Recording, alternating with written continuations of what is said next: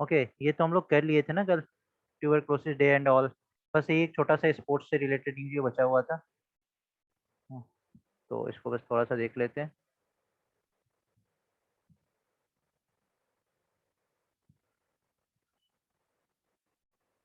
देखिए, Latvia open swimming championship में, जो कि 97th Latvia open swimming championship, इसमें साजन प्रकाश ने गोल्ड जीता। तो Sajan Prakash has recently won the 200 metre butterfly gold at 97th Latvia open swimming championship held in Riga. अब लातविया का कैपिटल कहाँ है? तो रीगा। ये याद रखना है आप लोगों को। Capital of Latvia that is Riga. He won a bronze in 100 metre butterfly. 100 metre butterfly में उन्होंने ब्रोंज जीता था और 200 मीटर बटरफ्लाई में उन्होंने गोल्ड जीता। England opener Tammy Beaumont tops ICC women's ODI player ranking. Batting में ओडीआई प्लेयर रैंकिंग आईसीसी में जीतने वाली, जो वुमेन ओडीआई रैंकिंग में टॉप करने वाली कौन है? तो इंग्लैंड की ओपनर है जिनका नाम क्या है? Tammy Beaumont. England opener Tammy Beaumont has top the ICC women's ODI player ranking. Indian opener Smriti Mandhana, सबको जानते होंगे स्मृति मंधाना को। Smriti Mandhana slipped 2 places to the sixth among batters, while Mithali Raj remained at the ninth position. Ma'am Mithali Raj तो it's a pride for our country. 6 time world champion from India MC Mary Kom. MC Mary Kom से related हम लोगों ने कल एक न्यूज कवर किया था, अगर आपको याद होगा तो उस न्यूज को रिकॉल कर लेंगे।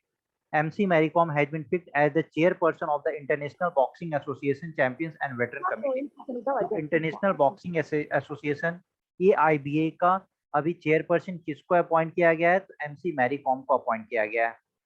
The Board of Control for Cricket in India has roped in Upstock, a digital brokerage firm, as an official partner for the 14th edition of Indian Premier League (IPL). और Upstock becomes the first brokerage firm to be a BCCI और IPL partner। तो आपसे पूछा जा सकता है कि first brokerage firm कौन अभी बना है जो BCCI और IPL पार्टनर? तो इट्स द अपस्टॉक। ठीक है, और IPL आपको पता है कि अभी IPL रिन्यू होने जा रहा है by 19th of September।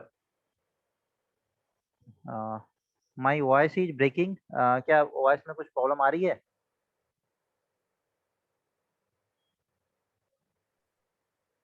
Voice में कुछ दिक्कत आ रही है क्या? Yes sir.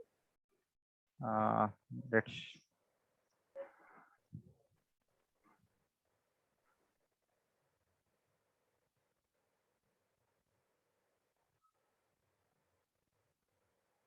अब क्लियर है? चलिए, तो अब क्लियर है तो अब हम लोग भी शुरू करते हैं अपना MCQ सेशन। और बहुत ही तरीके से आप लोग MCQ को करते चलिए और देखिए क्या रिजल्ट आता है। Yes.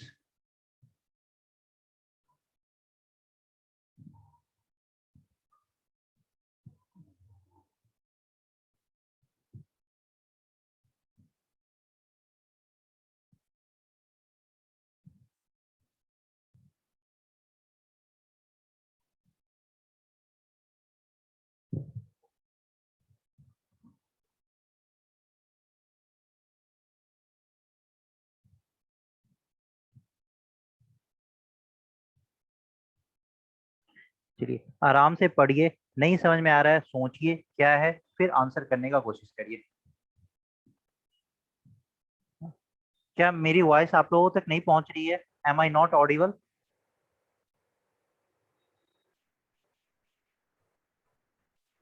एम आई ऑडिबल और नॉट?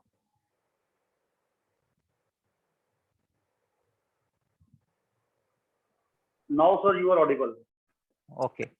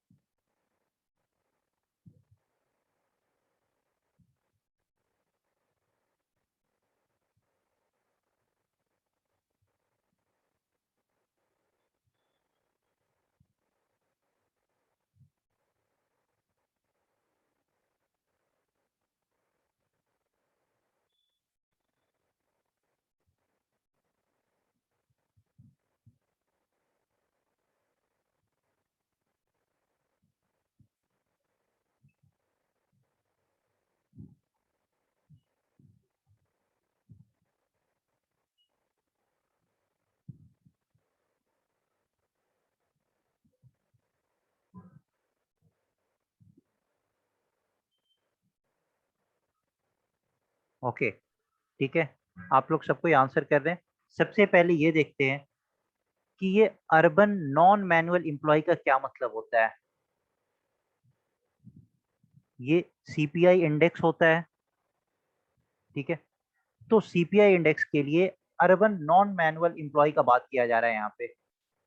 इसका मतलब क्या है, अर्बन नॉन मैनुअल एम्प्लॉय का क्या मतलब होता है? ये उन एम्प्लॉय का बात कर रहा है जो अपने इनकम का more than 50%, more than 50% gainful employment से अर्न करते हैं। मतलब जो नॉन मैनुअल वर्क की बात नहीं हो रही है, नॉन मैनुअल वर्क की बात हो रही है। जो more than 50% of their income, इधर 50% और more than 50% of their income they gain from non manual work. कहाँ पे? In the urban, urban area की बात हो रही है क्योंकि यहाँ पे अर्बन का बात हो रहा है, रूरल एरिया की बात नहीं हो रहा है। और वो जो सेक्टर होना चाहिए ना, नॉन एग्रीकल्चर सेक्टर होना चाहिए, नॉन एग्रीकल्चर सेक्टर। मतलब जब भी अर्बन नॉन मैनुअल एम्प्लॉय का बात आएगा तो एग्रीकल्चर सेक्टर को आप एक्सक्लूड कर देंगे, यहाँ पे सिर्फ अर्बन का बात हो रहा होगा।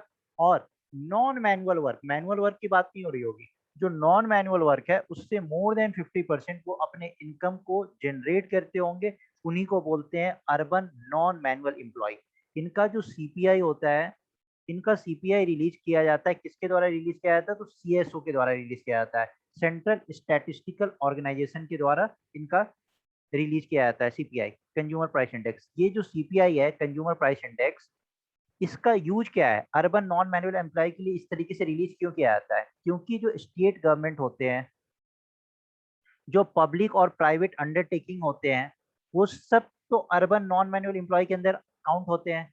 जो भी फॉरेन एम्बेसीज वगैरह है, तो वो लोग इस इंडेक्स का यूज करते हैं फॉर रेगुलेटिंग डीए, जो डियरनेस अलाउंस है ना। और आपने देखा था ना कि सरकार ने किस तरीके से डीए को घटाया था, कितने लोगों का डीए रोका था। तो इन सब से रिलेटेड ये एक इंडेक्स रिलीज हुआ था, इंडस्ट्रियल वर्कर्स के लिए इंडेक्स रिलीज हुआ था। तो इसी पे क्वेश्चंस बन सकता है। तो CPI for urban non manual employ क्यों रिलीज किया जाता है? तो जो भी स्टेट गवर्नमेंट्स होता है, पब्लिक प्राइवेट अंडरटेकिंग होता है, जो फॉरेन एम्बेसीज होता है, वो लोग क्या करते हैं? इस इंडेक्स का यूज करते हैं। किस पर्पज के लिए इंडेक्स का यूज करते हैं? तो डियरनेस अलाउंस को रेगुलेट करने के लिए इस इंडेक्स का यूज करते हैं, ठीक है। तो इसका करेक्ट आंसर क्या हो गया? CSO, that is central statistical organisation. Okay, चलिए, जिन्होंने सीएसओ बताया था, वेल डन। और आपको कॉन्सेप्ट भी पता चल गया होगा कि अर्बन नॉन मैनुअल एम्प्लॉय का सीपीआई क्यों रिलीज किया जाता है। चलिए,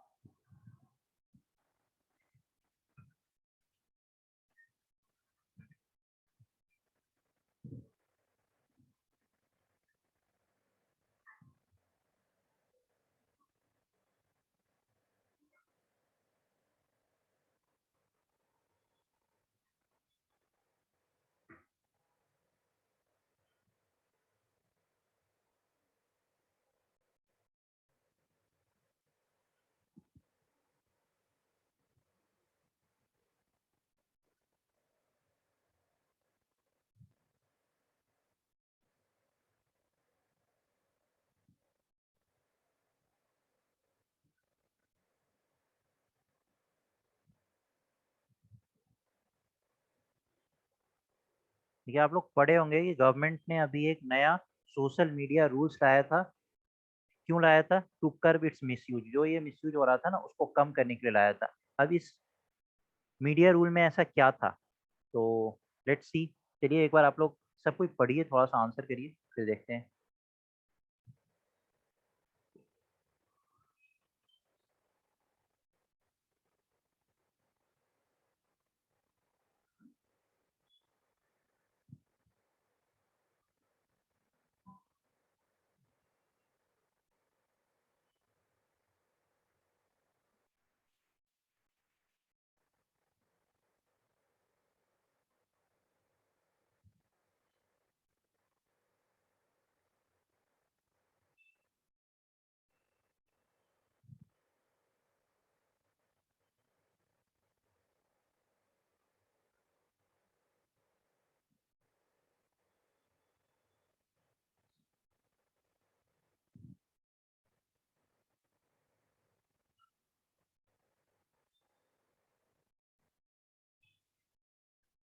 देखिए, चलिए देखते हैं इसका आंसर क्या होता है।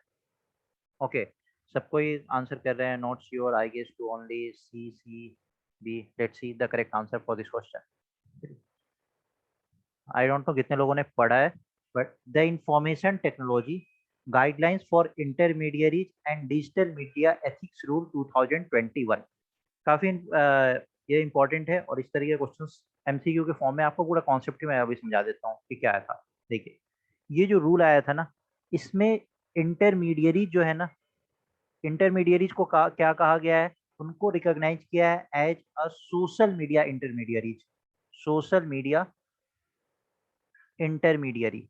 और इनका बहुत ही सिग्निफिकेंट रोल है। ठीक है, यहाँ पे किसी भी तरीके के सोशल मीडिया इंटरमीडियरी को कैटेगरी वाइज डिवाइड नहीं किया गया है। ये सब एक ही हैं। जो भी सोशल मीडिया इंटरमीडियरी है, ये सब एक ही हैं। इनका क्या काम है कि जहां से फर्स्ट इंफॉर्मेशन जो निकल के आता है ना, फर्स्ट इंफॉर्मेशन,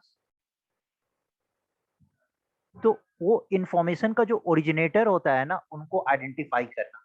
उस इंफॉर्मेशन के ओरिजिनेटर को आइडेंटिफाई करना। Enable the identification of the originator.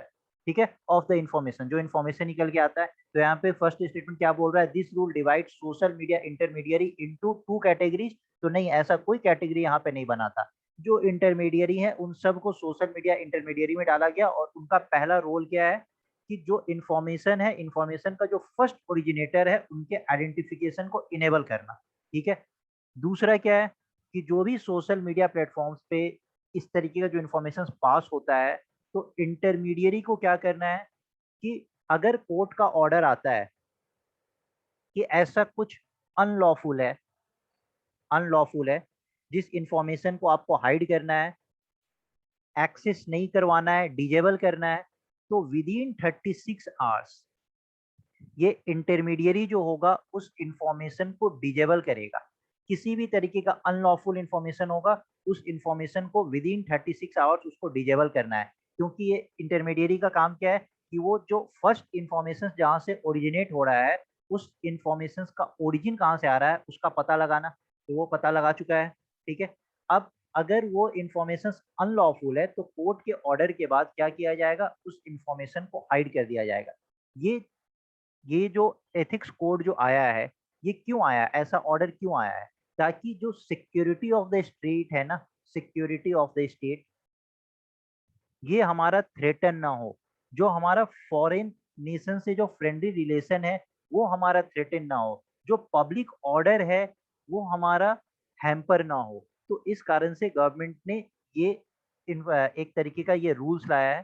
तो आप लोग समझ गए कि इस रूल में किसी भी तरीके का कैटेगरी डिवाइड नहीं किया गया है। जो भी इंटरमीडियरी है उनको बोला गया है कि आप सोशल मीडिया इंटरमीडियरी हैं, और आपका इंफॉर्मेशन जो फर्स्ट ओरिजिनेटर होगा उनको आपको पता लगाना होगा। और अगर ऐसा कोई भी इंफॉर्मेशन जो अनलॉफुल है, तो within 36 hours they have to be disabled और टू बी रिमूव। तो आपका फर्स्ट स्टेटमेंट गलत हो गया। Second statement, the social media platform has to follow court order, क्योंकि कोर्ट के पास से ऑर्डर आएगा टू रिमूव और disable access to information.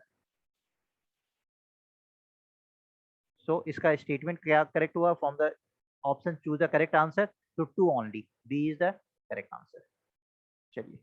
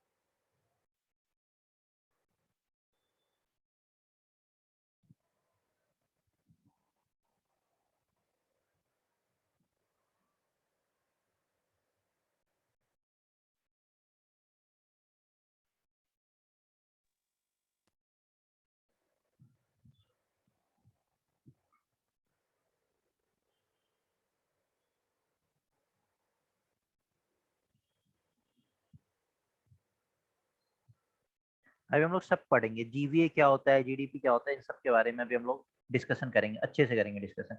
But before that answer करिए।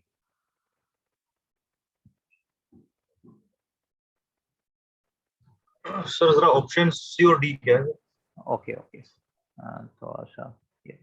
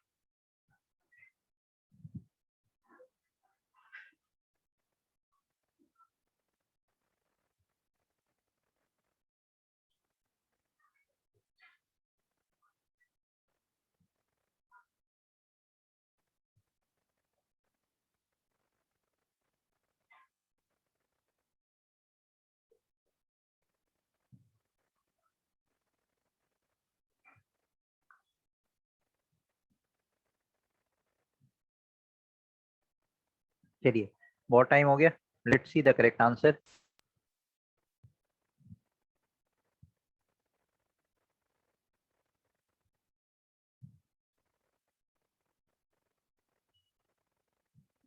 देखिए, इसका आंसर अगर आपका करेक्ट नहीं आ रहा है ना, तो इसका सीधी सीधी मतलब यही है कि आपको जीवीए और जीडीपी का जो बेसिक डिफरेंस है वही नहीं पता है।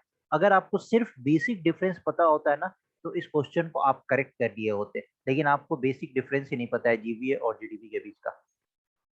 पहले हम लोग इस डिफरेंस को क्लियर करते हैं। Yes, well done Jagtar Singh. चलिए देखिए, जीवीए और जीडीपी क्या होता है।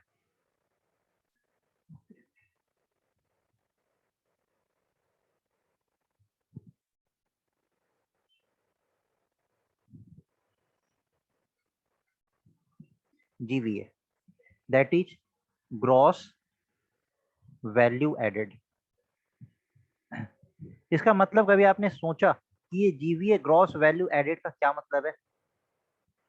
Gross value added, let's see, कोई फैक्ट्री है, कोई इंडस्ट्री है। Sir, its formula is the value of output minus intermediate consumption. Sorry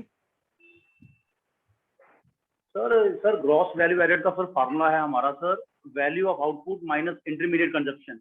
और सर ये 3 सेक्टर का होगा, प्राइमरी, सेकेंडरी एंड टर्शरी। चलिए देखते हैं। ऐसे वो प्राइमरी सेकेंडरी टर्सरी में इसको डिवाइड नहीं करते हैं, इसको बहुत सारे सेक्टर्स होता है। ठीक है, आपने सही बताया, प्राइमरी सेकेंडरी टर्सरी। देख, क्या है कि सपोज के लिए कोई फैक्ट्री है, कोई इंडस्ट्री है, कोई भी मैन्युफैक्चरिंग यूनिट है, फैक्ट्री इंडस्ट्री क्यों बोले, कोई भी मैन्युफैक्चरिंग यूनिट है, वहां पे जीवीए का रोल आता है। ठीक है, तो जीवीए का रोल कहाँ आ रहा है? कहीं भी मैन्युफैक्चरिंग इंडस्ट्री का बात होता है वहां जीवीए का रोल आ रहा है। क्यों आ रहा है? तो अगर आपसे क्वेश्चन पूछा गया, आपने अगर आप थर्ड ऑप्शन पढ़ेंगे तो थर्ड ऑप्शन में क्या था ना, GVA is calculated from the consumer side और द प्रोड्यूसर साइड। तो अभी आपको पता चल गया कि ये प्रोड्यूसर साइड से होता है, क्योंकि मैन्युफैक्चरिंग इंडस्ट्री जब भी बात होता है तो वहाँ पे जीवीए का बात होता है। और जीडीपी क्या होता है, अभी वो भी हम लोग देखते हैं जीडीपी क्या होता है। पहले जीवीए देखते हैं। मैन्युफैक्चरिंग, कोई भी मैन्युफैक्चरिंग यूनिट है, लेट से ये ब्रेड ब्रेड बना रहा है, ठीक है, तो इस ब्रेड को बनाने में इसका जो कॉस्ट लगा, तो इस ब्रेड को बनाने में सपोज करिए ब्रेड बना और ब्रेड का टोटल कॉस्ट आया 25 रुपीज, 30 रुपीज। आप तो सोचेंगे सर 25-30 रुपए में ब्रेड तो मिल ही जाता है। मिल जाता है। ब्रेड किस चीज से बना होगा? तो ब्रेड के लिए बनाने का जो मिनिमम जो रॉ मटेरियल्स की जो रिक्वायरमेंट होती है, रॉ मटेरियल्स, वो क्या होगा? तो वीट। वीट। अब इस वीट का क्या हो रहा है कि आप वैल्यू एडिशन कर रहे हैं, वैल्यू एडिशन कर रहे हैं। इस वीट में बहुत तरीके का प्रोसेसिंग आप कर रहे हैं, और सारे प्रोसेसिंग के बाद क्या हो रहा है, आपका जो फिनिश्ड गुड्स जो निकल के तैयार हो रहा है वो ब्रेड है। ठीक है। Actually sir, yes actually sir, yes sir मेरी सर साउंड है वॉइस ब्रेक हो रही है सर आप। मेरे साथ हो रहा है, बाकी साल सर हो रहा, पता नहीं चल रहा मुझे सर। वॉइस मेरी सर ब्रेक हो रही सबके है। साथ पता है मुझे सर यस तो। सर, पता हाँ, ही नहीं चलता सर, पढ़ा रहे हो बीच में। यस सर, सर मिसिंग हो रहा सर, पता नहीं चल रहा कुछ भी। ओके, वेट, मैं फिर से एक बार दूसरे वाईफाई से एक बार कनेक्ट करता हूँ।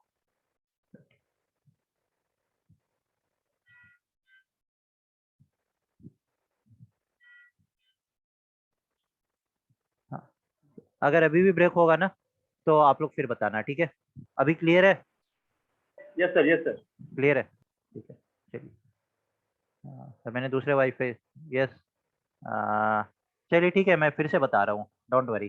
चलिए, जीवीए की बात हो रही है। जीवीए का फुल फॉर्म होता है ग्रॉस वैल्यू एडिशन, ठीक है? जीवीए, आप किसी भी इंडस्ट्री का बात कर लो, किसी भी फैक्ट्री का बात कर लो, अगर आपको ओवरऑल बोलना है तो किसी मैन्युफैक्चरिंग इंडस्ट्री का बात करो, मैन्युफैक्चरिंग यूनिट का बात करो, ठीक है? मैन्युफैक्चरिंग यूनिट में मैं एक एग्जांपल ले लेता हूँ ब्रेड का, कि ब्रेड कोई मैन्युफैक्चरिंग यूनिट है, वो ब्रेड मैन्युफैक्चर कर रही है। तो ब्रेड मैन्युफैक्चर करने के लिए उसको जो मिनिमम रॉ मटेरियल्स का रिक्वायरमेंट होगा वो क्या होगा? ब्रेड किस चीज से बनता है? व्हीट से बनता है, तो व्हीट रॉ मटेरियल है। अब व्हीट में इसने बहुत तरीके का वैल्यू एडिशन किया, बहुत तरीके का प्रोसेसिंग हुआ, और तब जाके आपका ब्रेड तैयार हो गया।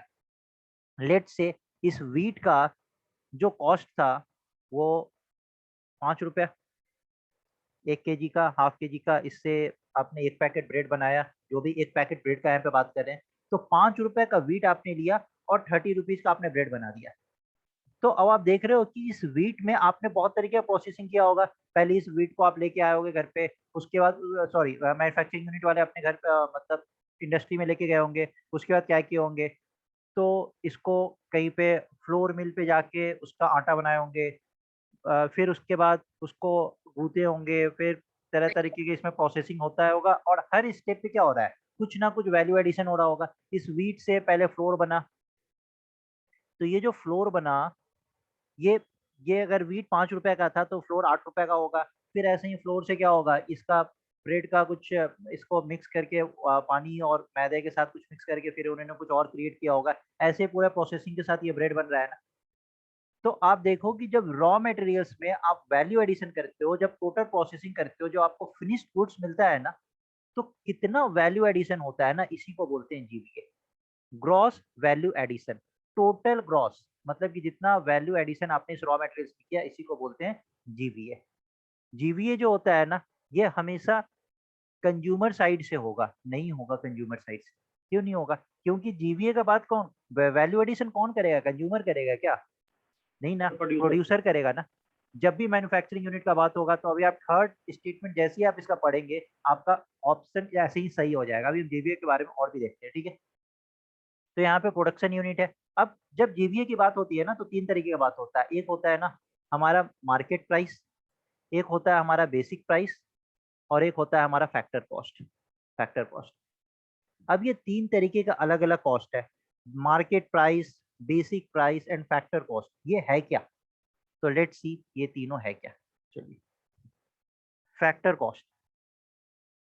फैक्टर कॉस्ट के लिए आपको पता है कि जो 4 इकोनॉमिक एजेंट है, जैसे yes sir. Land labour, capital. Capital and entrepreneur. Capital. अगर आप कोई फैक्ट्री स्टैब्लिश करने जा रहे हैं, ठीक है? फैक्ट्री अगर आप स्टैब्लिश करने जा रहे हैं, तो यहाँ पे क्या होता है कि आपको ये तो रिक्वायरमेंट होता ही होता है। अगर आप किसी पेन का फैक्ट्री स्टैब्लिश करने जा रहे हैं तो आपको लैंड, लेबर, कैपिटल और एंटरप्रेन्योर की रिक्वायरमेंट होगी ही होगी। तो ये इससे जो टोटल कॉस्ट निकल के आता है, इसको हम लोग बोलते हैं फैक्टर कॉस्ट। आप पूछेंगे सर इससे टोटल कॉस्ट कैसे निकल के आएगा?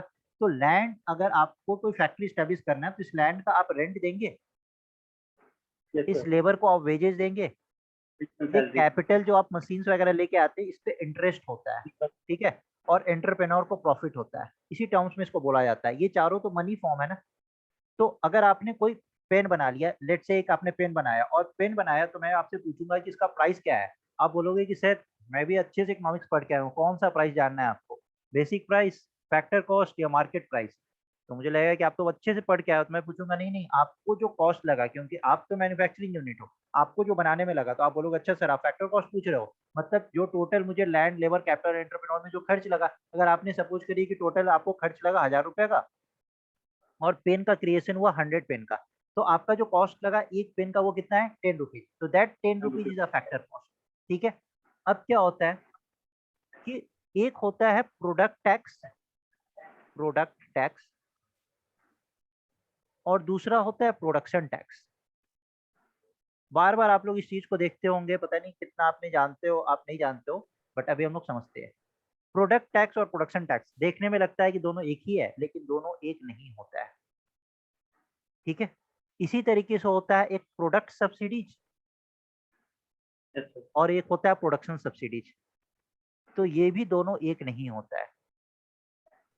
अब कोई मैन्युफैक्चरिंग यूनिट है, इसने क्या किया, तो इसने तैयार किया, फैक्टर कॉस्ट क्रिएट किया, उसके बाद क्या होता है कि गवर्नमेंट जो होता है ना, एक बार इस पे प्रोडक्शन टैक्स लगाती है, प्रोडक्शन टैक्स, और प्रोडक्शन सब्सिडी को इसमें से माइनस करते हैं। जैसे सपोज करिए कि आप बोल रहे हो कि सर आप एक सोलर फैक्ट्री इस्टेब्लिश कर रहे हो, यहाँ पे आप सोलर लालटेन वगैरह ये सब बना रहे हो, तो गवर्नमेंट आपको सब्सिडाइज भी करेगी, सब्सिडाइज करेगी, ठीक है। कुछ आपको गवर्नमेंट सब्सिडी भी देती है ना, कि चलो आप लैंड वगैरह खरीदने जा रहे हो, आप ऐसा कुछ काम कर रहे हो जो कि इन्वायरमेंट फ्रेंडली है, तो वहां पे आपको कुछ सब्सिडी मिलता है। तो जो सब्सिडी आपको प्रोडक्ट पे ना मिलके आपको फैक्ट्री पे मिलता है, उसको बोलते हैं प्रोडक्शन सब्सिडी, प्रोडक्शन सब्सिडी। और प्रोडक्शन टैक्स क्या होता है कि जैसे अब आप यहाँ पे सोलर फैक्ट्री आप सेटअप करने जा रहे हो, तो आप लैंड परचेज करोगे, कुछ और भी आप परचेज करोगे, तो आपको ओवरऑल प्रोडक्शन पे ये डिपेंड नहीं कर रहा है, कितना यूनिट प्रोड्यूस हो रहा है उस पर डिपेंड नहीं कर रहा है। जैसे आपने कुछ लैंड वैंड परचेज किया, तो उस पे जो टैक्स गवर्नमेंट आपसे लेती है, that is known as production tax, क्योंकि ये एक इंडस्ट्री पे लगाया जाता है। ये जो प्रोडक्शन टैक्स और प्रोडक्शन सब्सिडीज होता है, ये इंडस्ट्री पे लगाया जाता है। तो factor cost plus production tax, production tax minus production subsidy, minus production subsidy, ये जो आपका निकल के आता है इसको बोलते हैं बेसिक प्राइस। ये सब हम लोग इंडस्ट्री के फॉर्म में बात कर रहे हैं, यहाँ भी इंडस्ट्री बैठा हुआ है, इंडस्ट्री का ये बेसिक प्राइस है। तो इंडस्ट्री को किसी चीज को तैयार करने में 10 रुपए लग रहा है, उस पे गवर्नमेंट उस पे टैक्स ले रही है, उस इंडस्ट्री का जैसे लैंड हो गया, उस लैंड पे कुछ उसको टैक्स वैक्स देना पड़ रहा है, वो इतना सारा मशीन सेटअप किया उस पे कुछ टैक्स देना पड़ रहा है, तो that is known as production tax, ठीक है। ये नंबर ऑफ यूनिट पे डिपेंड नहीं करता है, किस बेस पे लेती है, I mean how much tax government will take, how much tax government will take, वो तो डिपेंड करता है कि आपने कितना लैंड आप यूज कर रहे हो, कितना कैपिटल आप यूज कर रहे हो। मतलब एक इंडस्ट्री पे लगाया जाता है जो टैक्स, वो होता है आपका प्रोडक्शन टैक्स। और अगर आप कुछ नोवल कॉज कर रहे होते हो तो गवर्नमेंट आपको कुछ सब्सिडाइज भी करती है ना, एग्रीकल्चर से रिलेटेड बहुत सारा पार्ट होता है, वहां पे सब्सिडी मिलता है। अभी देख लो इलेक्ट्रिक व्हीकल्स के लिए सब्सिडी मिल रहा है, तो वो जो सब्सिडी जो आपको किसी फैक्ट्री को स्टैब्लिश करने में जो सब्सिडी मिलता है, that is known as production subsidy. तो बेसिक प्राइस क्या हुआ, factor cost plus production tax minus production subsidy, ये आपका बेसिक प्राइस निकल के आया। अब ये बेसिक प्राइस हो गया। अब इस बेसिक प्राइस पे जब ये मार्केट में जाता है, अब ये मार्केट में नहीं पहुंचा है, अब जैसे 100 यूनिट का मैन्युफैक्चरिंग हुआ, ठीक है, तो अब हर प्रोडक्ट पे गवर्नमेंट टैक्स इंपोज करती है। मार्केट में जब जाएगा तो गवर्नमेंट क्या होता है, हर प्रोडक्ट पे टैक्स इंपोज करती है। वो टैक्स कौन पे करता है, तो वो टैक्स अगेन कंज्यूमर पे करेगा। तो basic price plus product tax, और प्रोडक्ट पे आपको सब्सिडी भी मिलता है। जैसे सपोज करिए कि हम इलेक्ट्रिक व्हीकल का ही हम बात करें, इलेक्ट्रिक व्हीकल का ही बात करें, तो गवर्नमेंट चाहता है कि इसका ज्यादा से ज्यादा सेल बढ़े, क्योंकि गवर्नमेंट अभी पेट्रोल और डीजल से हट के काम करना चाह रहा है, तो गवर्नमेंट चाह रहा है ज्यादा से ज्यादा सेल बढ़े। तो अगर ये 1 लाख का है तो गवर्नमेंट इस पे 10% सब्सिडी देता है, 10% सब्सिडी देता है किसको, कंज्यूमर को, जो कंज्यूमर परचेज करने जा रहा होगा। तो प्रोडक्ट टैक्स और कंज्यूमर से ही प्रोडक्ट उस पे टैक्स भी लेता है। अगर आप कुछ परचेज करने जाओगे तो आपको टैक्स तो पे करना होगा ना, तो जो प्रोडक्ट टैक्स ऐड होता है बेसिक प्राइस में और प्रोडक्ट सब्सिडी माइनस होता है, प्रोडक्ट सब्सिडी माइनस होता है, तो ये जो वैल्यू आता है इसको बोलते हैं मार्केट प्राइस, मार्केट प्राइस। तो this is the difference between जो हम production tax and product tax. जो हम सेक्टर वाइज ग्रोथ रेट्स करते हैं ना, वो हम एस्टिमेट किस बेस पे करते हैं, बेसिक पे कि हाँ अभी बता मार्केट रहे पे? हैं, सेक्टर वाइज आप पूछ रहे हैं ना, हाँ अभी हम बता रहे हैं। अच्छा, हाँ वेट, अभी बता रहे हैं। देखिए दूसरा एक जीडीपी होता है, जीडीपी जो हम सीधा मार्केट प्राइस पे कैलकुलेट करते हैं, वो हम कैसे कैलकुलेट करते हैं, तो वहां पे जो डायरेक्टली कंज्यूमर को पे करना होता है, वहां पे जो फैक्टर कॉस्ट होता है ना, फैक्टर कॉस्ट, इस फैक्टर कॉस्ट में ये प्रोडक्ट और प्रोडक्शन टैक्स इन सब के बात नहीं करते हैं। डायरेक्टली हम लोग क्या करते हैं कि जैसे कोई सब्सटेंस का प्रोडक्शन हो गया, ठीक है, अब ये अपने फैक्ट्री के अंदर है, जैसे ही ये फैक्ट्री से बाहर निकलेगा, ये मार्केट में आएगा, तो यहाँ पे गवर्नमेंट क्या कर देती है, इनडायरेक्ट टैक्स लगाती है। Yes sir. Indirect tax. और क्या होता है, जो माइनस सब्सिडी सब्सिडी। होता है, बहुत सारा ऐसा प्रोडक्ट होता है जिसपे आपको सब्सिडी भी दिया जाता है, तो वहां पे क्या होता है, ये सब्सिडी माइनस कर दिया जाता है।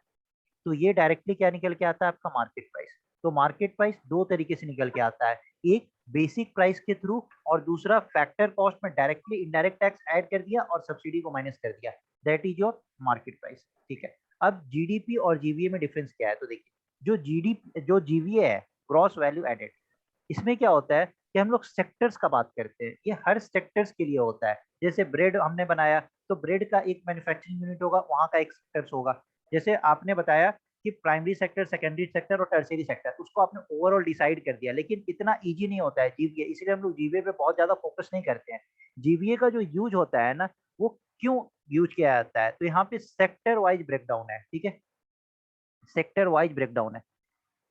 तो ये देखा जाता है कि किस सेक्टर से आपका इनकम जो जनरेट हो रहा है वो ज्यादा हो रहा है, और किस सेक्टर से आपका जो इनकम जनरेशन हो रहा है वो कम हो रहा है। वैल्यू एडिशन मतलब क्या होता है, इनकम जनरेशन ही तो है। वैल्यू एडिशन का मतलब क्या है, इनकम जनरेशन ही तो है। आप किसी 5 रुपए का चीज को आप 30 रुपए का चीज बना दिए, तो आपने इनकम ही तो जनरेट किया ना। मार्केट में वो जा रहा है, 30 रुपए का सामान बिक रहा है, तो कहीं ना कहीं वो 25 रुपए तो इनकम ही हुआ ना। तो दैट 25 रुपीज क्या है, वो इनकम जनरेशन है। तो यहाँ पे जीवीए जो होता है ना, ये सेक्टर वाइज डिवाइडेड होता है। इसमें क्या होता है कि इनकम जनरेशन हम लोग क्लासीफाई इजीली कर पाते हैं कि किस सेक्टर में इनकम ज्यादा जनरेट हो रहा है और किस सेक्टर में इनकम हमारा कम जनरेट हो रहा है। तो यहाँ पे जो भी पॉलिसी मेकर्स होते हैं ना, इनको सेक्टर वाइज पॉलिसी बनाने में इजी होता है, इसीलिए हम लोग जीवीए को कैलकुलेट करते हैं। ठीक है, लेकिन ओवरऑल कंट्री का हम लोग जब भी बात करते हैं तो हम लोग economic growth, yes, economic growth का बात होता है, तो वहां पे हम लोग जीडीपी देखते हैं, क्योंकि जीडीपी की जीडीपी, बात की। हाँ, वहां पे जीडीपी की बात और होती है क्योंकि सेक्टर वाइज। जीडीपी। हाँ, ठीक है। अब देखिए, अब यहाँ पे आप लोग देखते होंगे कि बहुत बार ऐसा लिखा होता है, GDP is equal to summation of GVA. ऐसा आपने देखा, यहाँ पे आई लिखा रहता है, and Yes, sir, i yes, is sir. Equal to 1 2 n, इस तरीके से लिखा रहता है। तो मतलब अच्छा। GVA 1 plus GVA 2 plus GVA 3, इस तरीके से। तो हर सेक्टर्स का आप ऐड करते चले जाइए, इतना कितना सारा सेक्टर्स का आप ऐड करते चले जाएंगे, that is not that much easy to calculate. वो इतना इजी नहीं होता है कि उसको कैलकुलेट किया जा सके। ठीक है, तो यहाँ पे हम लोग कुछ सेक्टर्स को डिवाइड करते हैं और वहां पे हम लोग जीवीए निकालते हैं। दूसरा, आपने ऐसा देखा होगा कि जीडीपी इस तरीके से भी लिखा रहता है, जीवीए, सॉरी, जीडीपी माइनस